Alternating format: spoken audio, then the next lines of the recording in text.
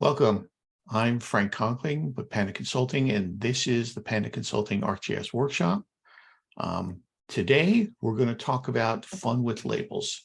So while this is not a Parcel Fabric workshop, we're going to show and display some of the things with Parcel Fabric and explore how you can use labels a lot more efficiently than what we've been doing in the past. We're also going to show you some of the sort of interface functions to get into labels on here. Before we move on here, you see a QR code here. This is the QR code to Panda Consulting's website. On that, you'll see who we are, what we do, why we do it, and how we do it, and hopefully you get to know us a little bit better. If you go to the events webpage, at the bottom of it, there's a link where you can sign up for a newsletter, and you'll get noticed every single month of what's coming up, and actually you'll get the links to be able to go and attend these recordings live. If you are here live, just a reminder, everybody is muted, and if you have a question or a comment, throw it over in the chat window. Chris will actually go and moderate that and be watching, and he will go and make sure that I pay attention to the chat window. All right, with that, let's go ahead and start. So today, what we're going to do is just sort of give a general overview for labels. And then we're going to talk about some of the techniques and interfaces into things like creating label classes, how you control label classes, those sorts of things, copying label class properties over, those sorts of things. Then we're actually going to get into some of label classes and some of the approaches to labeling things, including things like overwriting attributes on here. We're doing some interesting things with parcels in which we're giving options on here. And then we're finally going to look at a new technique that Esri just released in, I think it was 3.1.1 or 3.1.2, called label scaling, which is actually very, very interesting. And I think we're going to find that we adopt that a lot more getting into the future. All right, so let's start just at the very basics and talk about the interface and how this works out. So in here, we see the table of contents over here on the left-hand side of my ArcGIS Pro model, or my interface here. And when I click on, or when I select a layer using older technology, when I click on a layer, which is a feature class in this case, I'll note that up on the top here, I get a new tab. If I click on just the parcel fabric, for example, my feature layer workflow and such disappears. But here I have my feature layer information. And if I click on the labeling tab on my layer, again, first you click on the feature class, then you have that available for you to go and see all the labeling options you have available for you. This is great. There's other ways to do it, but that's the one that I tend to use mostly. And this is really interesting in that they give you all of the options that you most often would want. Everything from what label classes do you have on here? What's the query of those label classes? What's actually being labeled on here? What's the field? Is the labeling turned on or not? And things like, what about the scale ranges in which those labels are being displayed? It gives you some standardized types of labels that are preset. You can also set your own in here, including superscripting and subscripting on here.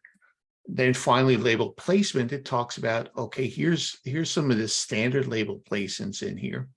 And then finally on the map, you've got things like you can pause your labels and lock them and view unplaced and all sorts of things in here. What's interesting about this is that on here, as soon as you turn it on, it immediately becomes active. No more like in ArcMap where you have to go in and set all the settings and then say, go ahead and apply. This becomes active immediately. So in this case, for example, if I go to my taxes, I can see that here is, let's do this for the demo. Here's my demo feature class right now. And the demo feature class is currently being displayed, and this is enabled right now. And you can see disabled and enabled. This is now going to label. It's going to label at all scale ranges in here. I can tell it how far out I want to stop labeling these and such. In this case, for demo reasons, I just want to immediately say, okay, just label everything. Again, some of the interesting things is when you make a change here, it immediately changes. You don't have to do anything, right?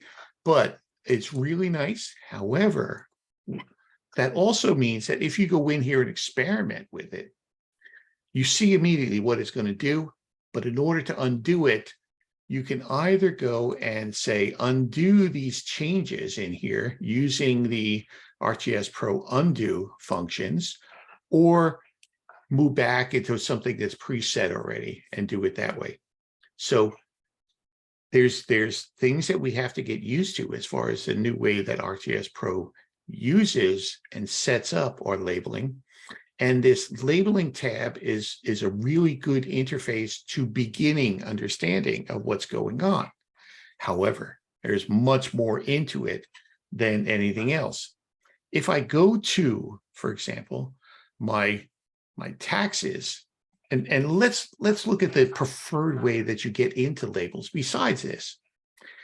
Over at the table of contents, I have list by drawing order, list by data source, list by selection, list by editing, list by snapping, and then I have list by labeling. If I click on list by labeling, this will display for me in the same sort of structure what label classes I have here, all right, and whether or not they're turned on.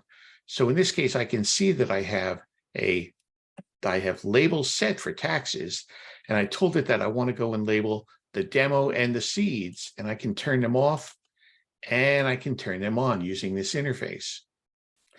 If I wish to create a new feature class in here, I have to go up here to my labeling tab and say create a new feature class. When I create that new feature class, I can call it test. Then I can go in here and I can start setting things about it. Again, I happen to be on this when I did it. Then I can right click and say, well, go to label properties, and it brings me over to the label properties, which is more intense than this component on here. I can actually tell it, what do I want my label to say? And in order to do that, I actually have an option. I can use Arcade, which is the preferred scripting language. I can use, if I'm still making this change over from ArcMap, I can use VBScript if I'm still sort of in that mindset. By the way, just a warning, VBScript might be around for a couple more iterations of here, but I wouldn't rely. I would begin to start using Arcade instead. I can also use JScript, or I could use Python. My preferred method is always start learning Arcade. It's much more efficient, and you'll see a lot of videos out there about the real power of Arcade on here. And again, the way this works is just basically it's this, by the way, this $ feature in Arcade means use the actual feature, and then the point is saying what field do we want out of there. When I double click on here, it says use the distance attribute, the value that's stored in the distance field of each individual feature, to go and decide to go and display it. As always, we go and check our Arcade code, make sure it's valid, and then go ahead and say, go ahead and display it. I'm going to turn on, real quickly, I'm going to turn these off. So right now, I just have my distance field turned on. And you'll note, it gives me whatever value is in that distance field. All right, I'm going to real quickly just say, all right, let's go ahead and use Arcade and use round the value that's stored in that field and round it to 2 decimal places. I'm going to go ahead and make sure it's a valid expression and go and do it. So again, please learn Arcade. It's very, very helpful now and in the future. But this is a very simple type of feature class that's being displayed on here for labels. One of the things that's I find interesting is that As we did a lot of backup work about what type of procedures we do with our labels. And one of the things they found is that we tend to, when we create a new feature class or a label class, what they'll do is we take properties from other feature classes and sort of modify them. So I'm going to go and tell it to copy the properties of that one Kogo layer that it's displaying. And then I can go here to my test label class, and I can right click and say paste. And now it tells me, okay, what is it you want to place here? Do you want to place everything? Do you want to go and look at the placement properties of where this label is being placed relative to the feature, or the text symbol properties on here, or the expression, or the SQL query, or the visibility range? Recognize these are all components of labeling. What do you want it to say? What symbols do you use? What's the expression that's being displayed? Is there a SQL query against it? And what's the visibility range? In this case, I'm just going to say, go ahead and do all these, and it will copy all the properties from the one I had into this and load them into my label properties dialog box. So in here, let's look at this a little bit. In here, I have a couple ways to get around. I can look at this, and here is the various labeling classes that I have. And this list is identical to this list over here, but it will tell me specifically which one I'm working on at this time. So if I want to switch, I can go and switch, and it'll tell me what's set up for that class, what's set up for this class, and such. That is this area here, the label expression. And this is the standard Parcel Fabric label expression that we have here. I'm not going to go into it. We've gone into it over intensively on another video, but just know that that's it. Next, I'm going to look at the SQL query. It's here that I define where is this query.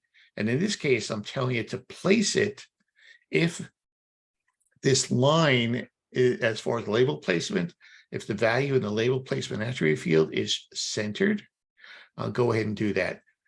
For this demo, I'm just going to take that out. It's going to go and display everything. And immediately it's going to say, you haven't committed this. Do you want to commit it? Yes. So there's the expression. Here's the place, or here's the SQL query that's on it. I then can begin move over, look at, for example, what's the position? Where do I put this? And then I have, what's the position? Where is it? Is it on the center? Is it to the left, to the right? There's all sorts of positioning components in here. What about stacking and such?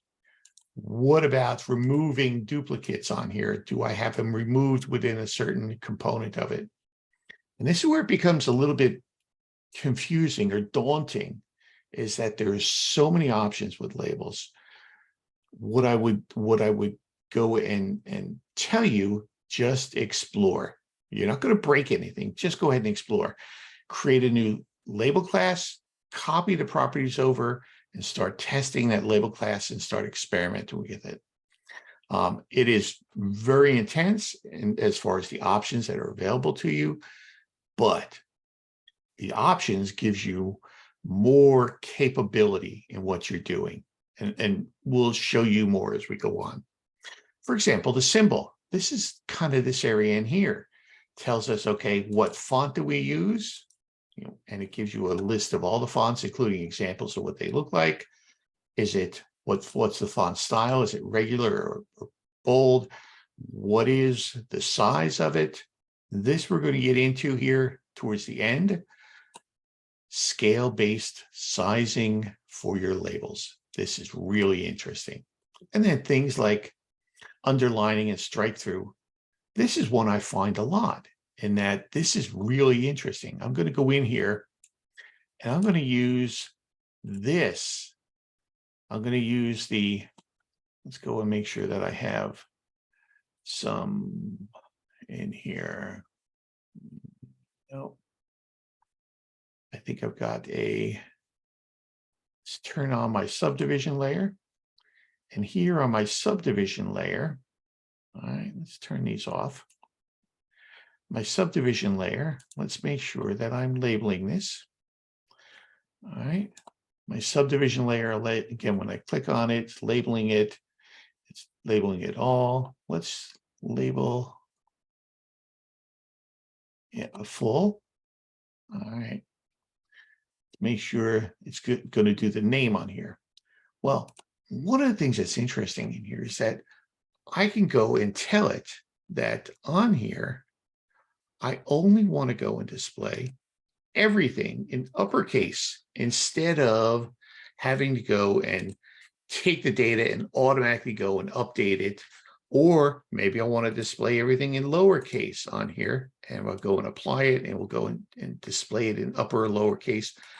So it's a way to go and overwrite whatever has been stored on that individual attribute field to go and have it set to whatever cases you want to be displayed on your map. Really, really interesting.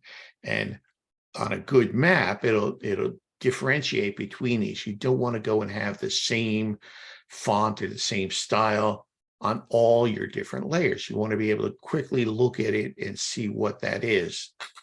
Also, positioning and whether or not it's superscripted or subscripted, these are nice options. Again, experiment with these.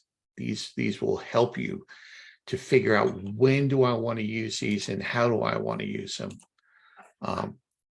Once you set it here, I can go ahead and apply this change in the definition for this label class on here.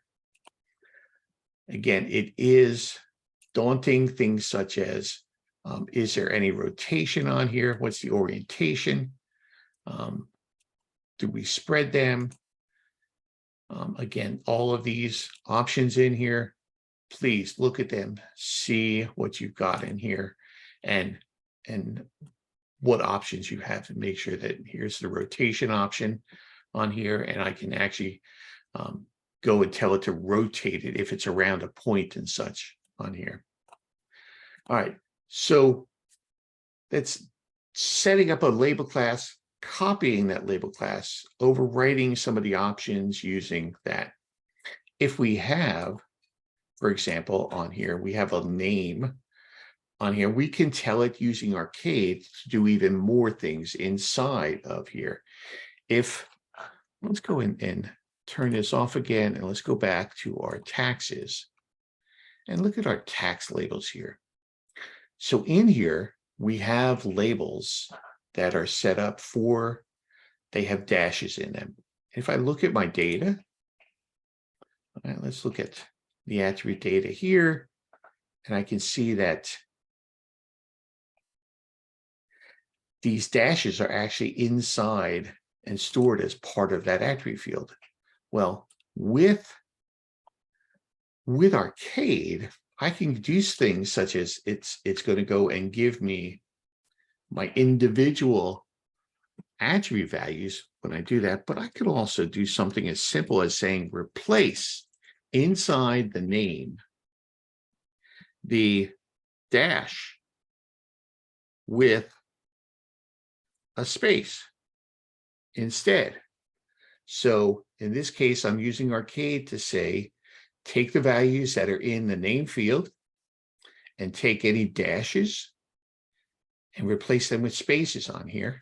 And when I click OK and click apply on this, you'll note it removed any dashes in there. So again, Arcade gives you all sorts of options on here. And almost any problem you have with creating and replacing and displaying these things, it's pretty amazing what you can do with this. Again, with this combination of Arcade and some of the settings inside of here. So let's look at another project that we have. This is a parcel fabric, right? As the other one was. This is a parcel fabric, and this is displaying right now the standard type of data inside of the lines. And these are labels of the dimensions that are on here. I can go and show you in here. If I go to my label expression, and I actually look at the label class here, I can pull this up and display for you. This is the arcade expression. Don't be afraid of this. But from this arcade expression, they've broken it down into a couple settings, and they let you set up what you want to display, such as whether or not you want to show the distance field, whether or not you want to show the direction field or the bearing as part of it, whether you want to show the radius or what's the curve parameter you want to show, whether you want to show a curve parameter. What parameter do you want to show? Do you want to show the arc length or the chord or the angle? Which one of those do you want to display?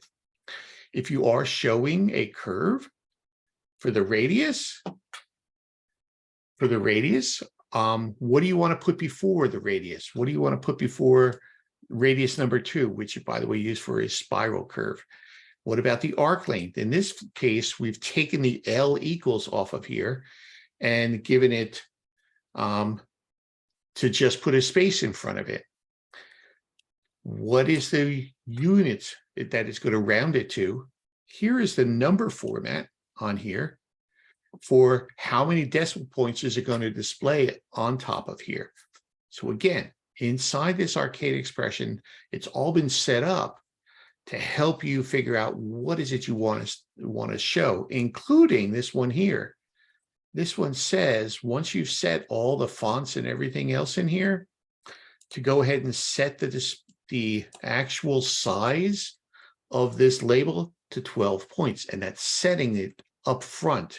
So it doesn't matter what you set in the label settings, it's going to overwrite it immediately. And then to go down, it's whether the variables that it's setting, and these are the variables that are presetting, and it's going to go and use this information. Then there's a series of functions, things like how do you calculate the Norse azimuth, because it turns out inside of ArcGIS Parcel Fabric, all of the COGO fields are stored as numbers. So you have to extract them out and figure out how to go and, for example, how to go and display the degrees, minutes, and seconds on here.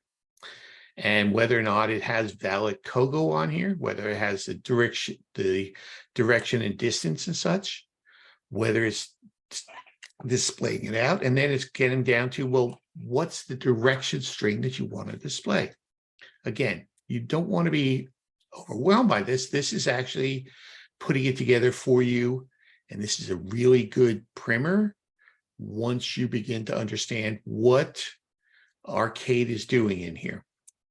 Let me go and show you one of the things that we've done on here is that Frank, yes, go ahead. before you move on, Larry wants to know if you could do a quick arcade demo of stacking labels using 2 fields in the same feature class. Ah, okay. Well, let's go back. Let's go back to this other one here. This is a little bit simpler. And let's look at the attribution that we have here on here. So in here, we've got a name field, and we've got a stated area field and a stated area unit. We'll make this easy, but we'll do this way. All right. So let's look at, this is the text here. Let's look here. I believe this is our demo here that we're doing. All right. So in here, I'm going to remove that, and I'm going to display the name field, and then I'm going to go and display the stated area field. All right. So if I wish to go and in Arcade add things together or put things together, I need to remember these are 2 number fields. These are fields that have attribution on here. The plus sign means to concatenate it together. So if I were to go and tell it to just put a dash between these 2, all right, and then concatenate these together, I would have, this is the area, excuse me, this is the parcel ID, there's the dash, and there's the area on here. Well, that's not what was asked. Instead, what I need to do is put a new line in here. And in fact, it turns out that if I do this, there's two ways to put a new line inside of an arcade expression. One is using a text formatting .newline global field. The other is to go and insert a piece of text with a /n, and that's a text string that gets inserted between that. That then goes and automatically adds it up and adds a new line return there inside your text. All right, so stacking something on top of another is actually really simple inside of Arcade, in which all I really need to do is tell it the two fields that I want to go and do, and then I put in there to go and put a line return or a new line in here. And the easiest way to do that is with quotes /n, end quote, and you have to make sure that you use plus signs to concatenate them together. By the way, since this is 3 decimal places here, I really don't want 3 decimal places. So I'm going to say round that, the value in the stated area, 2 decimal places, and then I'm going to concatenate together and tell it to put space AC plus here. So I'm going to tell it to put acres in there and go ahead and apply it that way. All right. Hopefully that answers your questions, gives you everything you need on how to go and stack them and begin building a much more complex or much more useful label in here. All right, let's go back to this parcel fabric here. We saw this label expression and what it's doing a lot of work for us, including things like taking the values out of the COGO fields, figuring out which one is which, figuring out how you want to go and present them, whether or not you want the bearings on here, whether you don't want the bearings on here, if it's a curve, how to do it. Basically, this is a fairly complex arcade expression, but it's fairly simple to go and tell it, take the values in my COGO and show me what those are. That's what this is really doing. By the way, just to bring it in here and show you how easy it is to change this, I'm going to go all the way up here to the top of this expression. Let me get up here. And on the bottom of this at the end here is here. There's the size value, that one line that set up the font name size and the size of it. So if I change this to 8 point instead of 12 point and apply it, I've changed the size throughout the overall data set for everything that's marked to be on the right side of the line. Well, it turned out that there's actually inside of the parcel fabric, they have whether or not it's on the right side, the left side, or shared. And there's reason for that, because there is a new function inside of here. I'm setting it back to 12 point, by the way. There's a new function on here that helps you to go and use label dimensions much better than you can in annotation and anything else. So you can see this problem here in that we have all of these values, and you can see that this line along the west line of lot 1459 has been split. It's got 9.88 here, 107.05 or 02 here, 28.34 here. Well, the reality is the dimension that you want to be displayed there is the aggregation of those. So how do we go and solve that? Well, it turns out that for the parcel fabric, there's a function that, let's make sure I'm editing. I'm going to select these parcels here. Again, I select parcels. I don't necessarily have to select the lines, but select the parcels. And there's a new tool called Reconstruct Boundaries.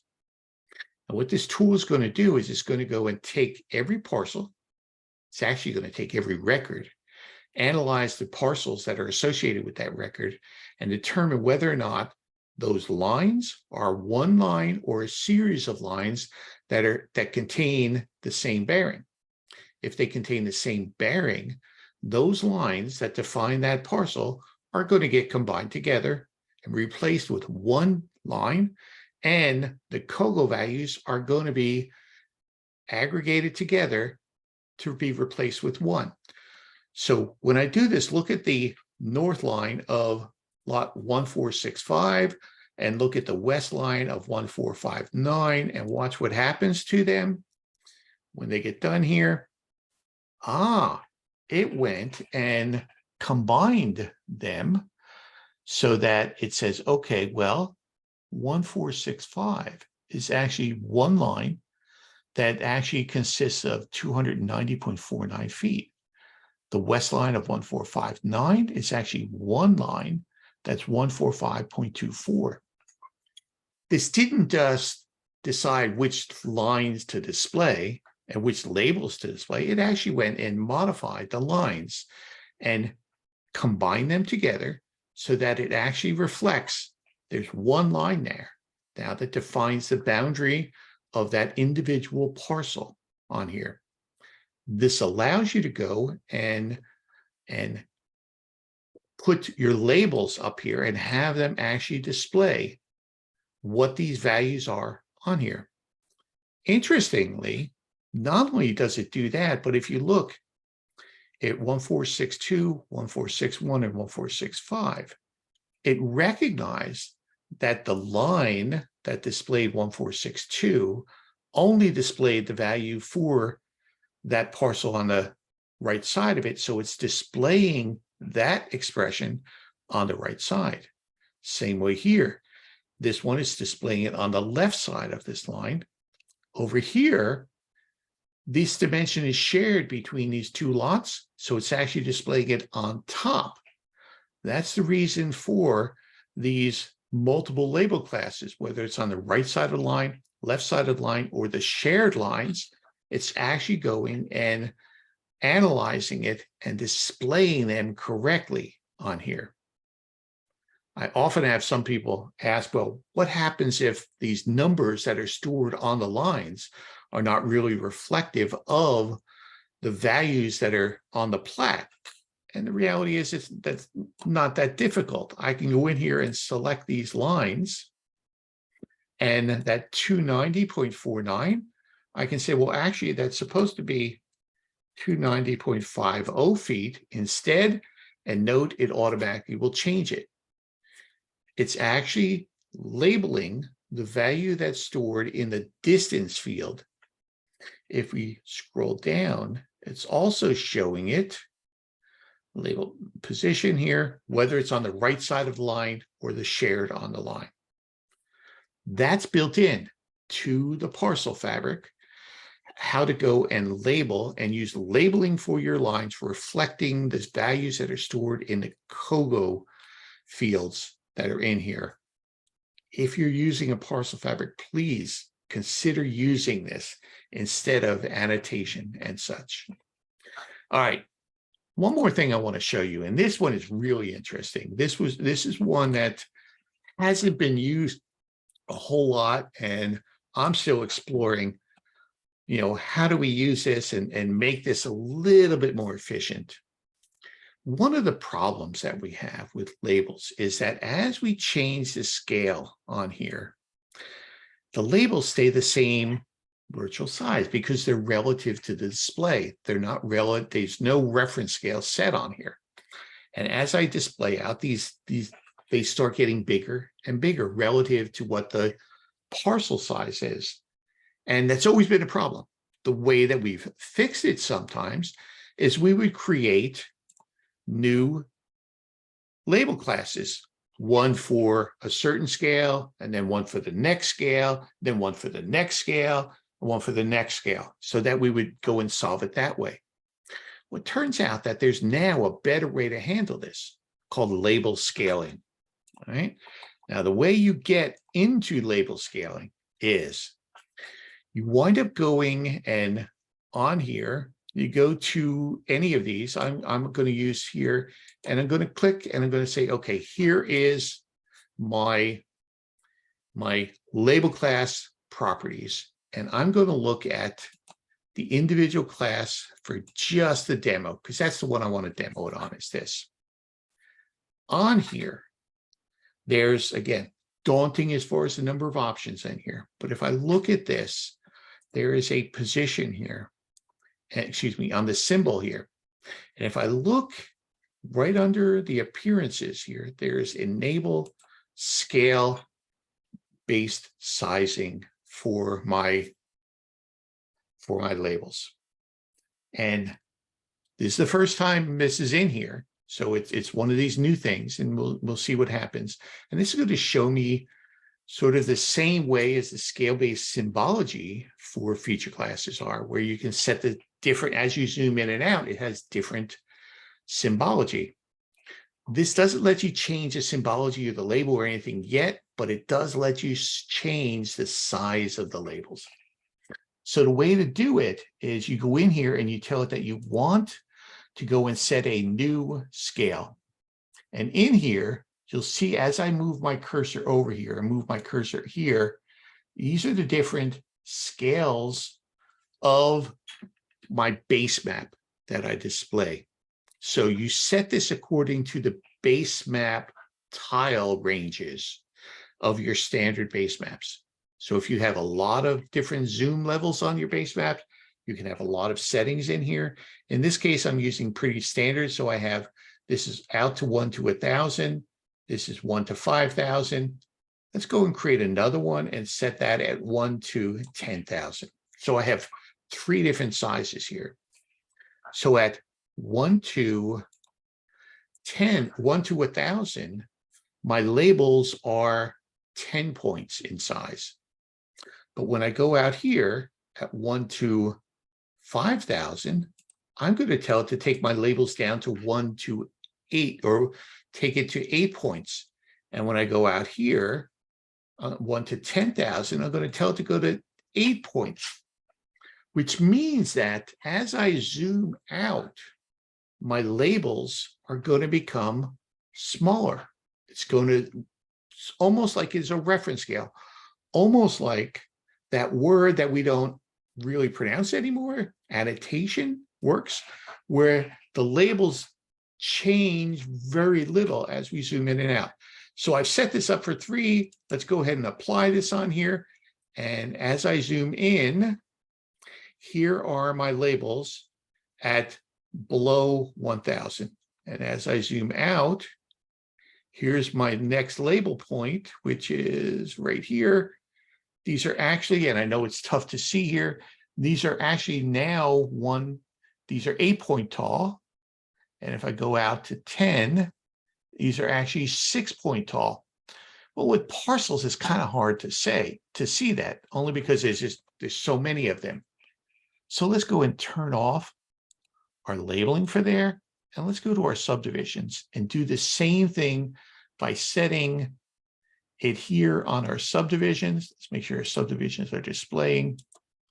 All right, and let's just turn off these so we can clearly see what's going on here. Let's put it in there. All right, so here is our normal preset scaling size for our labels. And let's tell it to enable this. Let's create a new scale size, and let's set it down to 5 so that we can at least see it. And when I go down from 14 points to, let's say, 10 points at 5,000, tell it to apply that. When I zoom out now, between 1,000 and 5,000, it's already zoomed in a little bit. As I zoom in further, it's actually going to go and change that on here. All right, let's go and set another one up here. And let's make this 6 point. Let's apply this and watch as we zoom out. Again, this was 5,000. This is 1,000. Let's zoom in beyond. Zoom in. So now it looks like the labels are actually changing the size that they are located. It's still showing it and it's relative. If we did not have scale-based labeling turned on, this is what it would look like. Let's go ahead and do that. There it is. So scale-based labeling is a brand new function inside of ArcGIS Pro. It really is a nice function. It's continuing to try to figure out how are we going to use this better and better. I actually thought that maybe we could do this like on dimensions. The problem with that is that it uses the base map zoom levels. And at the levels that we do dimensions on, there isn't enough zoom levels. So we really can't use it for dimensions. But things like labeling larger areas, we definitely should think about how can we use this scale-based label sizing to go and make it more efficient as we're going and creating our maps. So they are more readable, they're more legible. We can use them out on web maps, we can use them internally, and they display much better. That actually is about everything I wanted to go over today. Sort of a labeling overview, creating labeled classes, copying label class properties, overwriting some of the attributes, whether it's with Arcade or others. There's one more thing, as Steve Jobs used to say at Apple. All right. If we go in here, let's go back here, and I'm going to turn that off. I'm going to go in here. Yes, go ahead and turn that off. We actually have in Parcel Fabrics, we have a technique. Let's go ahead and turn on our demo label here. On here, and let's go in and select the line. We at Parcel, at Panda Consulting, we've gone and helped to develop and extend that Arcade script where, sometimes you want to show more than just the numeric value of your distance field on your label. Sometimes there's something else on here. For example, this 128.85. Maybe that really on the survey or the plat actually said plus or minus. Well, we actually add two fields, a label field and a dimension field, so that with this, I can go and type in, let's put a space in here. And when I go and hit enter here, watch what happens to this label. All right. Oh, it allows me to go and put text after my dimension on here so that I can make this a little bit more. I can actually say, well, plus or minus to the center line of the road. All right. And it will go and allow me to go and extend my labels beyond just the numeric values of that. So you can have it go and append text strings to the end of the Arcade script on here for your dimensions. So it gives you a capability of that. But as they say on the infomercials, but wait, there's more. What happens if you want to just completely overwrite this and say, well, maybe this is something else. Maybe instead you want to just have it say something. This is unknown distance. All right. Let's go make sure we get rid of that space in there.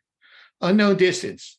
Maybe there's something that you don't want to show that display, but you do want to be able to put something in there without overwriting all the information that's stored on your line. Well, with this, you can actually go and use that dimension label, that dimension attribute field, to completely overwrite it. So we at Panda, we put two different fields inside of all of our line feature classes and say, this one, this is a label, goes and appends it to the end of the dimension that's on there, or this dimension here actually overwrites it completely and replaces it completely. So Labels, fascinating things in here.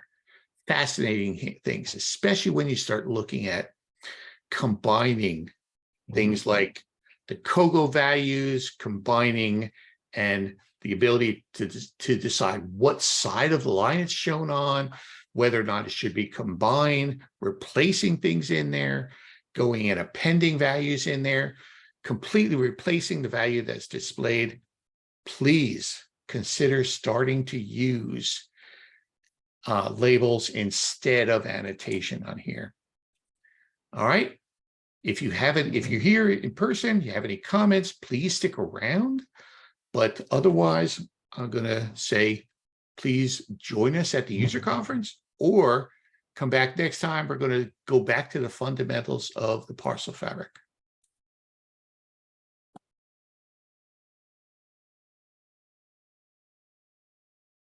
Thanks for attending, and we hope you enjoyed this workshop. If you have questions, would like some more details about anything we discussed during this workshop, or if you or anyone at your organization would like information about training, support, or ways in which we can help you with your GIS needs, please contact me at frank@pandaconsulting.com or call me at 561-691-3277, and we can discuss how we can help you with your needs.